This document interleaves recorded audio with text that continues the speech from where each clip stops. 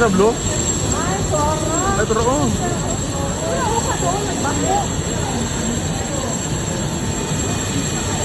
Timay, video, Timay.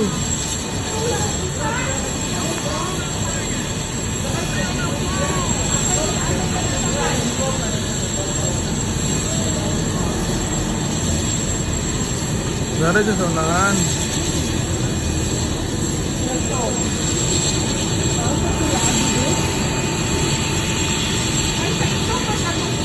Itong blue, ano, kanay pula.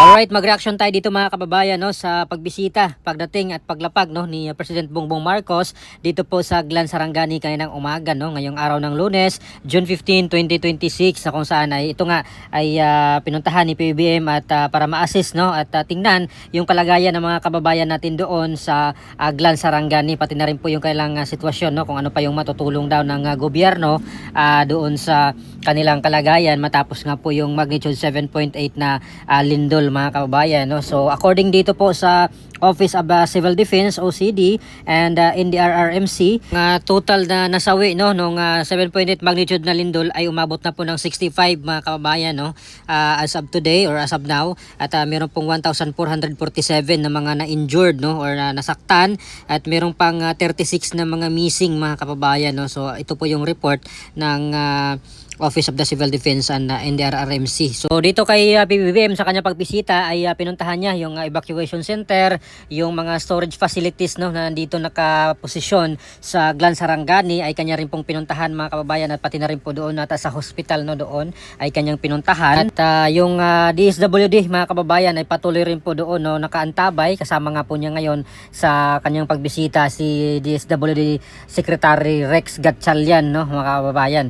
At matandaan natin noong isang araw ay nagpunta nga po siya sa Jensen din na kung saan ay nagbigay po siya ng 100 million pesos para ipaayos yung nasirang City Hall doon sa General Santos City, at merong tag 50,000 no, doon sa mga pamilya na may nasawi or casualty no mga kababayan. At si VP Sara Duterte rin ay nagpunta rin po no dito po sa may Malapatan na Sarangani naman mga kababayan. So itong Glan Sarangani, ito po yung dulong bahagi no, kung hindi ako nagkakamali, ito na po yung pinakadulong munisipalidad dito po sa lalawigan ng Sarangani mga kababayan. At yung kasunod niyan ay yung Malapatan no na bayan kung papunta pabalik ng Jensen no. At isa sa matinding epekto ng nangyaring 7.8 magnitude na lindol diyan sa may Sarangani nga mga kababayan ay itong pag-atras no ng dagat diyan sa may bayan ng Glan Sarangani, na kung saan ay umatras po ang dagat ng nasa 200 meters no mga kababayan. So grabe, kung matandaan natin, ganito rin po yung nangyari doon sa Northern Cebu no, na kung saan umatras din po yung dagat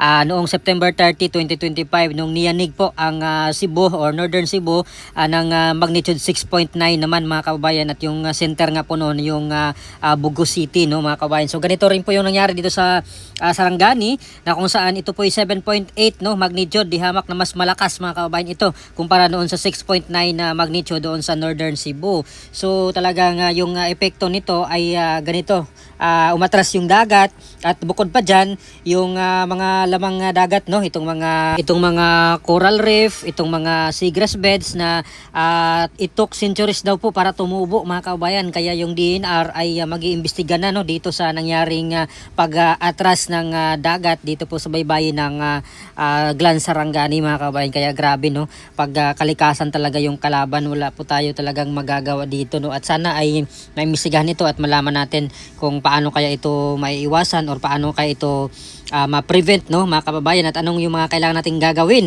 scientifically kung may mga ganitong insidente sa hinaharap no mga kababayan. At least malaman natin kung ano yung gagawin, kasi yung mga ganitong seabeds no mga kabayan, seabeds grass ay sayang naman, century bago ito mapatubo, pero sa isang iglap lang, isang segundo lang ay na-expose na sa sikat ng araw mga kabayan. Kaya imagine ko yung lugar na ito ay nasa mabaho ito no, or mabaho yung kanilang hangin dyan dulot dito, kasi namatay yung mga dagat dahil wala na nga pong tubig no, na-expose sa matinding sikat ng araw no. At balik naman tayo dito sa pagbisita ni PBBM ngayon dito sa Sarangani Sarangani ay sana lahat po ay matulungan no ng mga apektadong pamilya at yung panimula nila mga kababayan no sa kanilang pagbangon muli dahil nga po ay bagsak sila no at siguro yung iba sa kanila talaga ay from zero no back to zero sila dahil yung mga kailangan at buhay or yung mga tirahan nila ay nawasak dulot ng 7.8 na magnitude. Imagine mga kababayan no kung gaano kalakas yung 7.8 na magnitude kasi talagang bumagsak yung mga building doon mga kababayan no sa Jensan at talagang nakakatakot mga kababayan yung ganitong klaseng sitwasyon at sana nga dalangin natin lahat po ay matulungan no wala sanang pinipili no mga kababayan gaya po ng mga nababalitaan natin noon sa mga ganitong klaseng insidente na may mga piling-pili lang no kung may eleksyon ay lahat nililista pero pag ayuda ay pili lang yung mga nililista so sana ay lahat no mabigyan ng tulong kasi lahat naman po ay kailangan talaga nilang tulong mga kababayan galing sa ating gobyerno at yung mga opisyalis naman ng ating gobyerno yung mga senador na nagpunta doon namigay ng mga tulong at for sure mayroon pa yang magbibigay ulit mga kababayan ng tulong no sa kanila at from private sectors no or private companies na nagbigay rin po ng mga tulong doon sa mga nasalanta or sa mga naapektuhang pamilya malaking bagay rin po yun mga kababayan no lahat tulong-tulong